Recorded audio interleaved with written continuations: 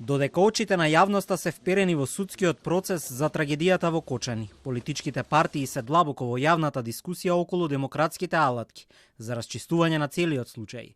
Надзорна расправа и формирање на посебна анкетна комисија во собранието. Ова го иницира опозицијата, а идејата е прифатлива за сите партии.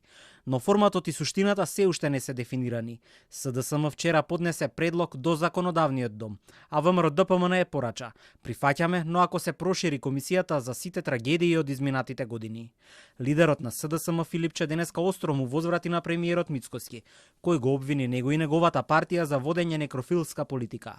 И таа реторика на навреди сметам дека покажува само една работа, а тоа е фрустрација од неуспешните обиди да вистината или некои блиски луѓе на ВМРО-ДПМН се заштитат од истрагата или еден дел од истрагата се изманипулира, некои работи се сокријат под маса. И сметам дека е тоа страф од демократските алатки за докажување на вистината во овој страшен случај, страшна трагедија.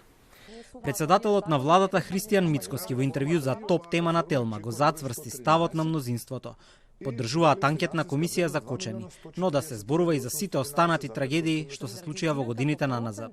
За се да зборуваме, затоа што сите треба виновници, апсолутно сите виновници да се изведат пред лицето на правдата. Еве велите дали ќе прифатите надзорна расправа, анкетна, све ќе прифатиме. Се ќе прифатиме што може, само една за секогаш да излезе вистината на виделина. За да не им дозволиме на оние, ја што го викам, талог во политиката, на некрофилски начин да печелат политички поени. Се ќе направиме како влада. Тест за зрелоста на нашето општество. Лидерот на СДСМ Филипче вака го оцени почетокот на судењето за пожарот во Пулс. Порача дека партијата будно ќе го следи процесот и очекува тој да биде отворен и транспарентен.